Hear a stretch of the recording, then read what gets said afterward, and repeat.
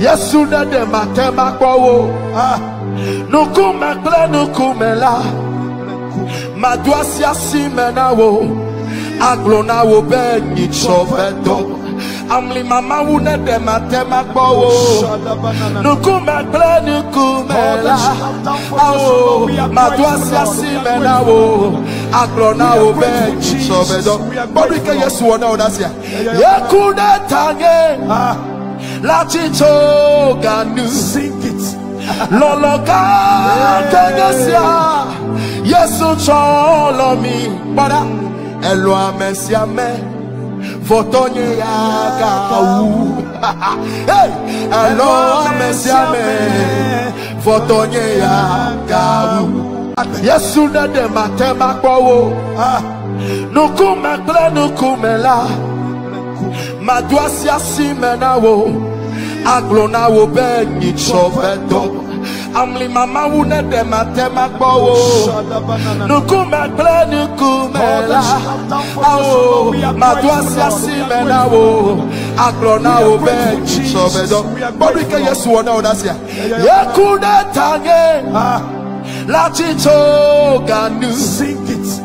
Loloka tegesia. Yesu cholo mi. Bada. Elwa mesiame. Votonye yaga u. Hey. Elwa mesiame. Votonye yaga u. Yesu na de matema kwawo. Nukume ple nukume la. Maduasia simena wo. Aglona wo be ni chovedo. Amli mama wune de matema kwawo. Nukume ple nukume la. Awo. Maduasia simena wo. Aglona wo be ni chovedo. Bodike Yesu wana odasia. Yekude tange.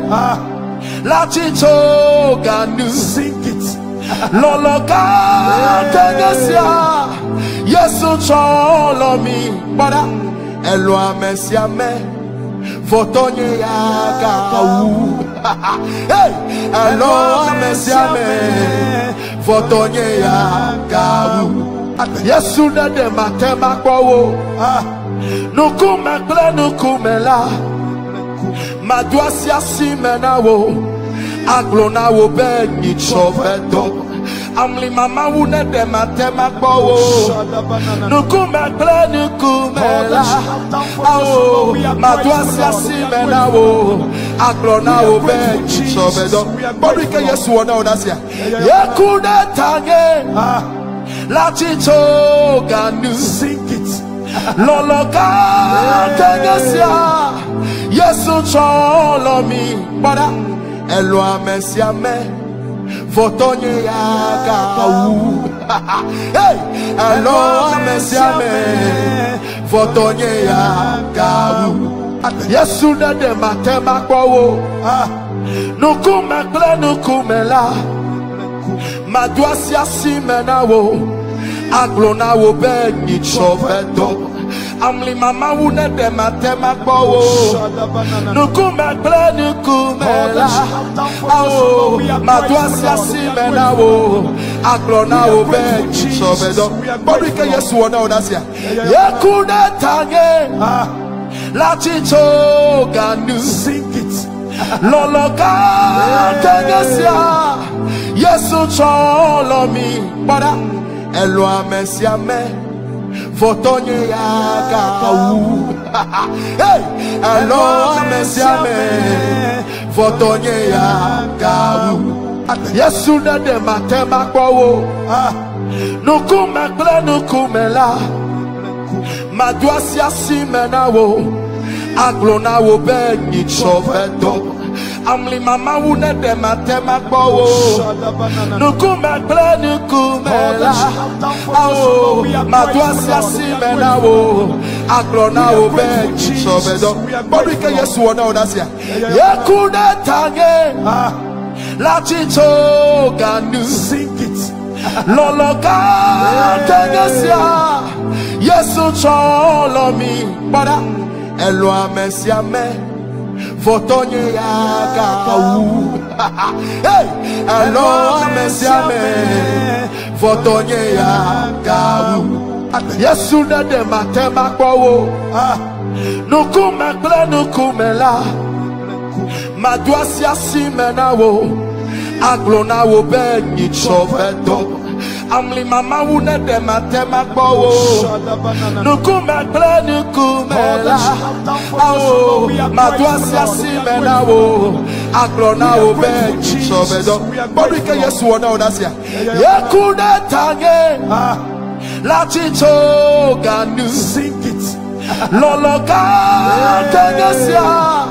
Yesu cholo mi. Bada. Elwa mesiame. Votonye ya gawu. Hey. Elwa mesiame. Votonye ya gawu. Yesu ne de matema kwawo. Nukume ple nukume la. Maduasia simena wo. Aglona wo be ni chovedo. Amli mama wune de matema kwawo. Nukume ple nukume la. Awo. Maduasia simena wo. Aglona wo be ni chovedo. Bodike Yesu wana odasia. Yekude tange. La chicho ganu. Sing it. Loloka tegesia. Yesu cholo mi. Bada. Elwa mesiame. Votonye ya gawu. Hey. Elwa mesiame. Votonye ya gawu. Yesu ne de matema kwawo. Nukume ple nukume la. Maduasia simena wo. Aglona wo be ni chovedo. Amli mama wune de matema kwawo. Nukume ple nukume la. Awo. Maduasia simena wo. Aglona wo be ni chovedo. Bodike Yesu wana odasia. Yekude tange.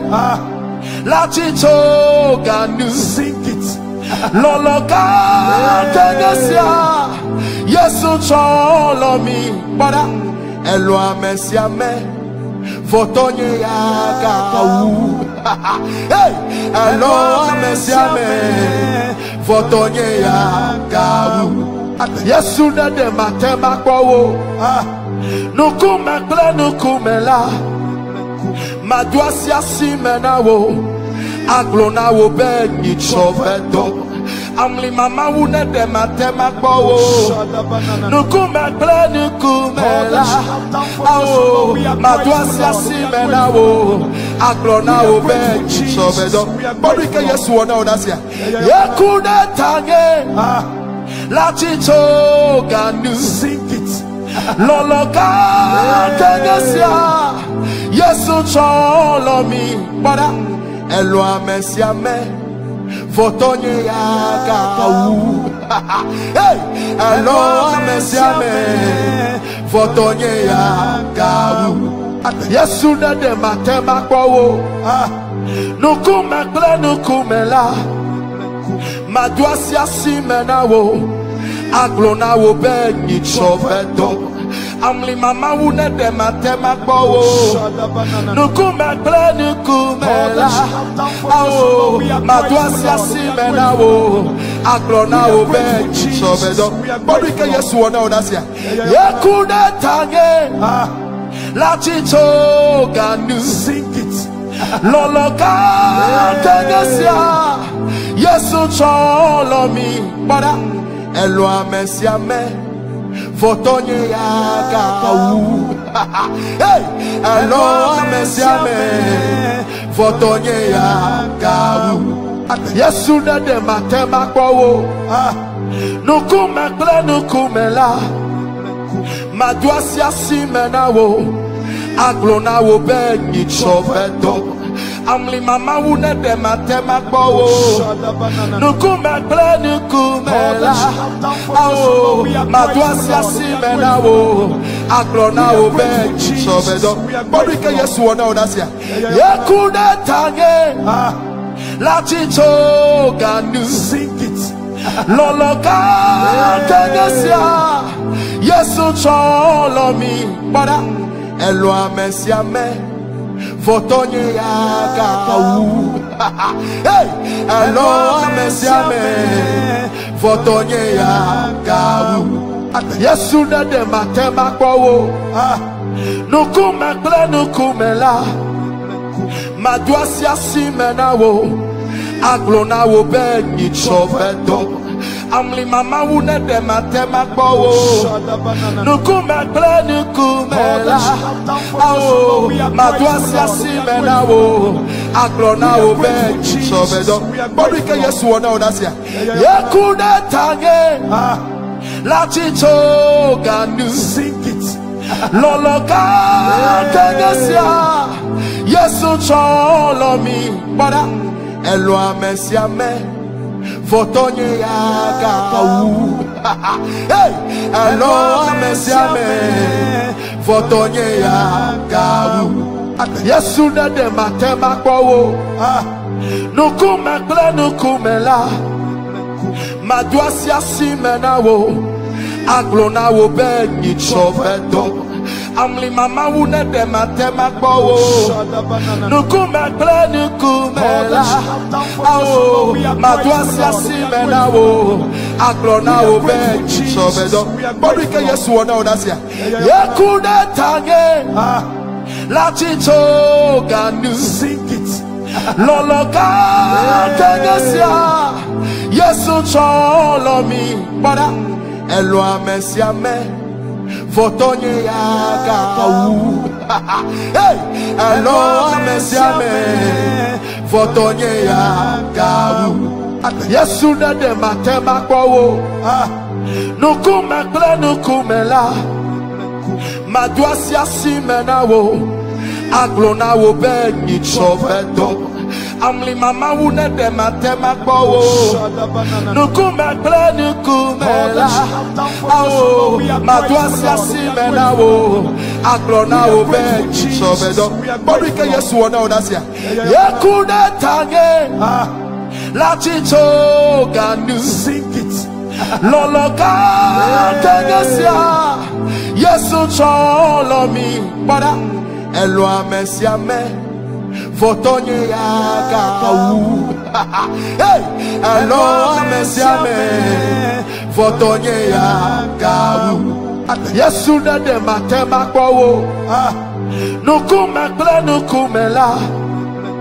Maduasi asimena wo. Aglona wo be ni chovedo. Amli mama wune de matema kwawo. Nukume ple nukume la. Awo. Maduasi asimena wo. Aglona wo be ni chovedo. Borike Yesu wana onasia. Yekude tange. La chicho ganu. Sing it. Loloka tegesia. Yesu cholo mi. Bada. Elo amesia me. Votonye ya kawu. Hey. Elo amesia me.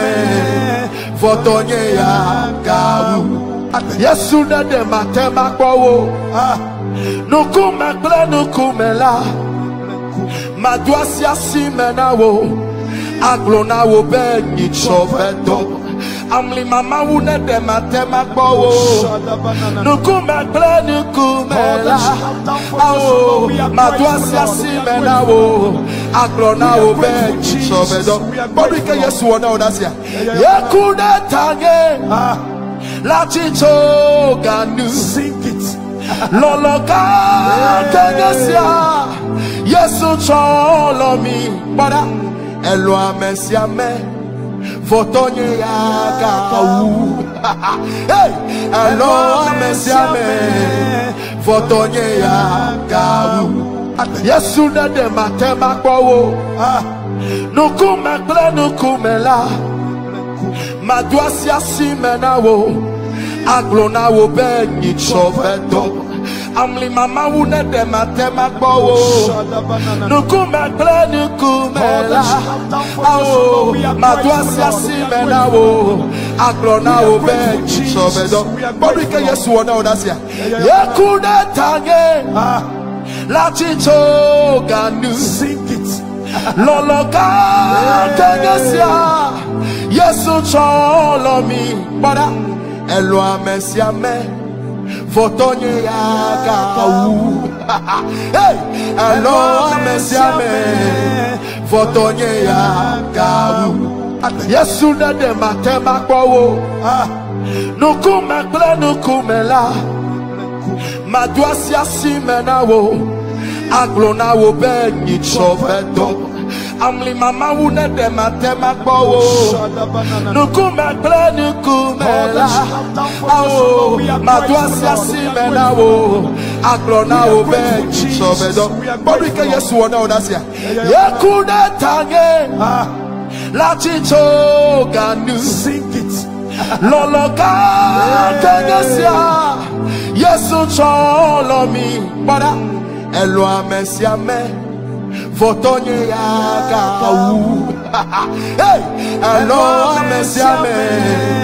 Votonye Yagau. Yesu na de matema kwawo. Nukume ple nukumela. Madwasia simena wo. Aglona wo be nitsovedo. Amli mama wune de matema kwawo. Nukume ple nukumela. Oh, madwasia simena wo. Aglona wo be nitsovedo. Borike Yesu wona odasia. Yekude tange. La chicho ganu. Sing it. Loloka tegesia. Yesu cholo mi. Bada. Elwa mesiame. Votonye Yagau. Hey, elwa mesiame. Votonye Yagau. Yesu na de matema kwawo. Nukume ple nukumela. Madwasia simena wo. Aglona wo be nitsovedo. Amli mama wune de matema kwawo. Nukume ple nukumela. Oh, madwasia simena wo. Aglona wo be nitsovedo. Borike Yesu wona odasia. Yekude tange. La chicho ganu. Sing it. Loloka tegesia. Yesu cholo mi. Bada. Elwa mesiame. Votonye Yagau. Hey, hello, mesiame. Votonye Yagau. Yesu na de matema kwawo. Nukume ple nukumela. Madwasia simena wo. Aglona wo be nitsovedo. Amli mama wune de matema kwawo. Nukume ple nukumela. Oh, madwasia simena wo. Aglona wo be nitsovedo. Borike Yesu wona odasia. Yekude tange. La chicho ganu. Sing it. Loloka tegesia. Yesu cholo mi. Bada. Elwa mesiame. Votonye Yagau. Hey, elwa mesiame. Votonye Yagau. Yesu na de matema kwawo. Nukume ple nukumela. Madwasia simena wo. Aglona wo be nitsovedo. Amli mama wune de matema kwawo. Nukume ple nukumela. Oh, madwasia simena wo. Aglona wo be nitsovedo. Borike Yesu wona odasia. Yekude tange. La chicho ganu. Sing it. Loloka tegesia. Yesu cholo mi. Bada. Elwa mesiame. Votonye Yagau. Hey, hello, mesiame. Votonye Yagau. Yesu na de matema kwawo. Nukume ple nukumela. Madwasia simena wo. Aglona wo be nitsovedo. Amli mama wune de matema kwawo. Nukume ple nukumela. Oh, madwasia simena wo. Aglona wo be nitsovedo. Borike Yesu wona odasia. Yekude tange. La chicho ganu. Sing it. Loloka tegesia. Yesu cholo mi. Bada. Elwa mesiame Votonye yagau. Hey, Elwa mesiame Votonye yagau. Yesu na de matema kwawo. Nukume ple nukume la. Madwasi asimena wo. Aglona wo be nitsovedo. Amli mama wune de matema kwawo. Nukume ple nukume la. Awo madwasi asimena wo. Aglona wo be nitsovedo. Borike Yesu wona odasia. Yekude tange. La chicho ganu. Sing it. Loloka tegesia. Yesu cholo mi. Bada. Elwa mesiame. Votonye yagau. Hey. Elwa mesiame. Votonye yagau. Yesu na de matema kwawo. Nukume ple nukume la. Madwasi asimena wo. Aglona wo be nitsovedo. Amli mama wune de matema kwawo. Nukume ple nukume la. Awo madwasi asimena wo. Aglona wo be nitsovedo. Borike Yesu wona odasia. Yekude tange. La chicho ganu. Sing it. Loloka tegesia. Yesu cholo mi. Bada. Elwa mesiame. Votonye yagau. Hey, Elwa mesiame. Votonye yagau. Yesu na de matema kwawo. Nukume ple nukume la. Madwasi asimena wo. Aglona wo be nitsovedo. Amli mama wune de matema kwawo. Nukume ple nukume la. Awo madwasi asimena wo. Aglona wo be nitsovedo. Borike Yesu wona odasia. Yekude tange. La chicho ganu. Sing it. Loloka tegesia. Yesu cholo mi. Bada. Elwa mesiame. Votonye yagau. Hey, Elwa mesiame. Votonye yagau. Yesu na de matema kwawo. Nukume ple nukume la. Madwasi asimena wo. Aglona wo be nitsovedo. Amli mama wune de matema kwawo. Nukume ple nukume la. Awo madwasi asimena wo. Aglona wo be nitsovedo. Borike Yesu wona odasia. Yekude tange. La chicho ganu. Sing it. Loloka tegesia. Yesu cholo mi. Bada. Elwa mesiame. Votonye yagau.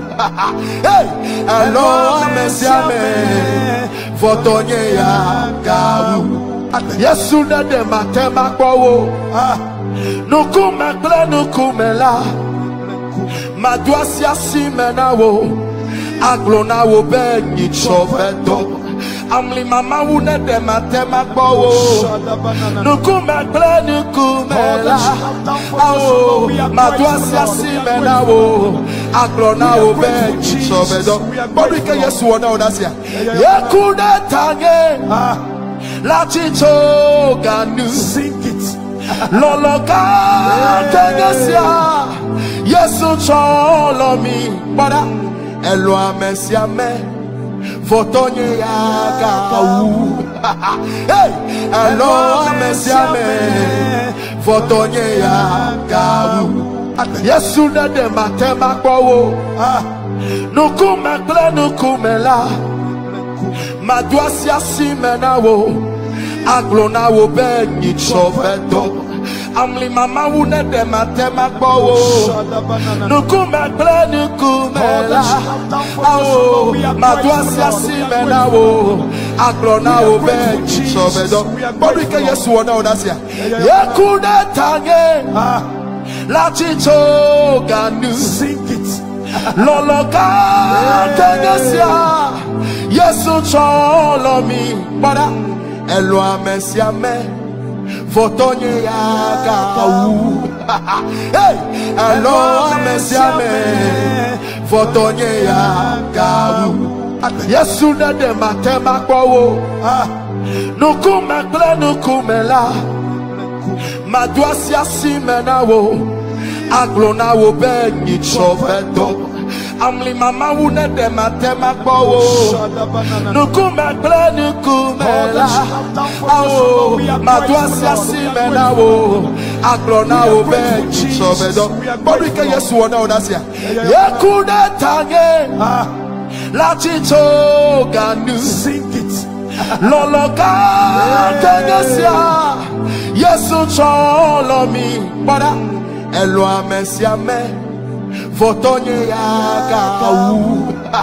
Hey Elwa Mesiame Votonye Yakau Yesu Nade Matema Kwawo Nukume Ple Nukumela Maduasia Simenawo Aglona wo bengi chovedo Amli mama wune de matema kwawo Nukume ple nukumela Awo Maduasia Simenawo Aglona wo bengi chovedo Borike Yesu wana odasia Yekude tange La chicho ganu Sing it Loloka Tenesia Yesu Cholomi Bada Elwa Mesiame Votonye Yakau Hey Elwa Mesiame Votonye Yakau Yesu Nade Matema Kwawo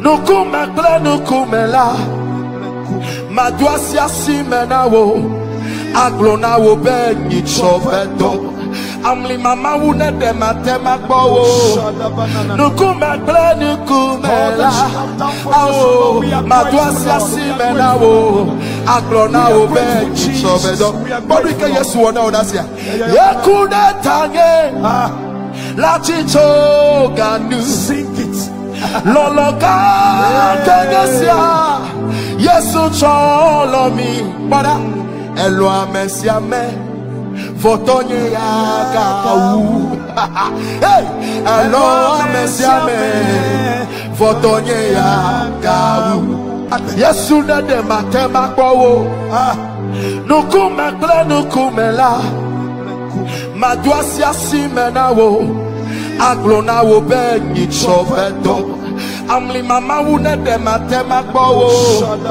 Nukume ple nukumela Awo Maduasia Simenawo Aglona wo bengi chovedo Borike Yesu wana odasia Yekude tange La chicho ganu Sing it Loloka Tenesia Yesu cholomi Bada Elwa Mesiame Votonye Yakau Hey Elwa Mesiame Votonye Yakau Yesu Nade Matema Kwawo Nukume Ple Nukumela Maduasia Simenawo Aglona wo bengi chovedo Amli mama wune de matema kwawo Nukume ple nukumela Awo Maduasia Simenawo Aglona wo bengi chovedo Borike Yesu wana odasia Yekude tange La chicho ganu Sing it Loloka Tenesia Yesu cholomi Bada Elwa Mesiame Votonye Yakau Hey Elwa Mesiame Votonye Yakau Yesu Nade Matema Kwawo Nukume Ple Nukumela Maduasia Simenawo Aglona wo bengi chovedo Amli mama wune de matema kwawo Nukume ple nukumela Awo Maduasia Simenawo Aglona wo bengi chovedo Borike Yesu wana odasia Yekude tange la chichoga nu. Sing it. Loloka tegesia Yesu cholo mi para elo amesia me fotonye yaga u hey elo amesia me fotonye yaga u Yesu na de matema kwawo nukume ple nukume la madwasia simena wo aglona wo be ni chovedo amli mama wune de matema gbowo nukume ple nukume la awo madwasia simena wo aglona wo be ni chovedo bodu ke Yesu wona odasia yekude tange la chicho ganu Sing it. loloka tegesia Yesu cholo mi para elo amesia me fotonye yaga u hey elo amesia me fotonye yaga u unye mejibe madakpena wo ma unye mejibe madakpena wo ma unye mejibe madakpena wo ape awo mejibe madakpena wo mama unye mejibe madakpena wo ma unye mejibe madakpena wo ma unye mejibe madakpena wo ape mejibe madakpena wo mebe ne me fon egbea Yehowa yewe ne me lagbe egbea de Yehowa yewe ne me gbode de gbode Yehowa yewe blobena de la Yesu akpe we na me gbode de mebe ne me fon egbea Yehowa yewe ne me lagbe egbea de Yehowa yewe ne me gbode de gbode Yehowa yewe na de la Yesu akpe we na me gbode de mebe ma wunye mejibe madakpe na wo Yapa ma uye, yachibe mya chosubo subo na wo. Yapa ma we, mejibe ma dakpe na wo. Akpe, mejibe ma dakpe na wo. Hajijade kakrobede, ne de ma kowo. Nukume gle nukume la, madwasia simena wo.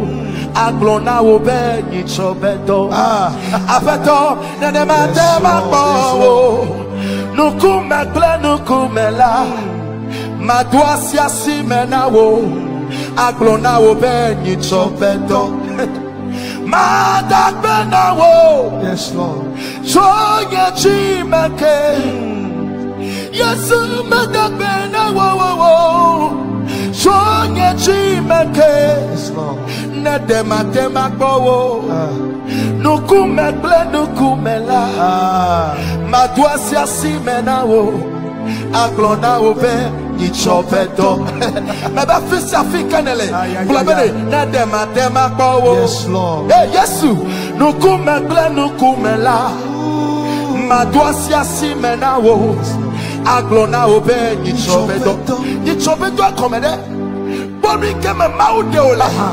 You chopped that comedy. Nadacho, Odola Chieme, Kaka Asia de Maleo. Maybe you chopped that comedy. Maybe Nadola Chino no meme. Kaka Amano Mama Sinelo. And Brother Katule also say Katos Bede.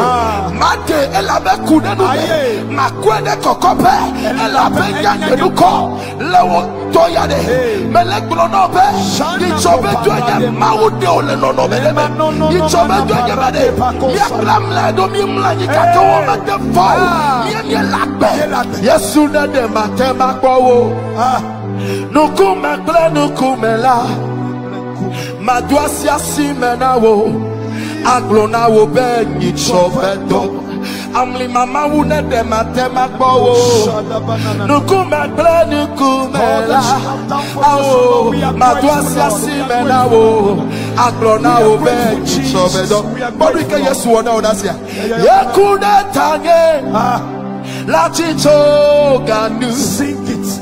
Loloka tegesia. Yesu cholo mi. Bada. Elo amesiame. Votonye yakawu. Hey, elo amesiame. Votonye yakawu. Mebe, elo amesiame. Votonye yakawu. Elo amesiame. Votonye yakawu. Hey, ekune tanye. Yes, Lord. La chicho ganu. Lolo kakegesia. Akakbesesia cholonye. Mebe elo amesiame. Votonye yaga. Bonike wona. Lolo watovo.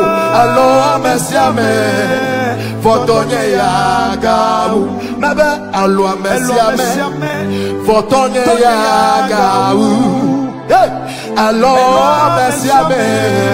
Votonye yaga. Mebe amenu fefe ale fofofo. Yesu kole duame. Minye menu ike choda mene cheyi la choda no chachinyo. Lolo adofo. Nenyame ke nenyana mawu. Mebe ekude tanye. La chicho kanu. Oh, sing it, please. Lolo ka kangesia. Nemawa cholomi. Mebe alo mesiame. Votonye yagawu. Alo mesiame. Votonye yagawu.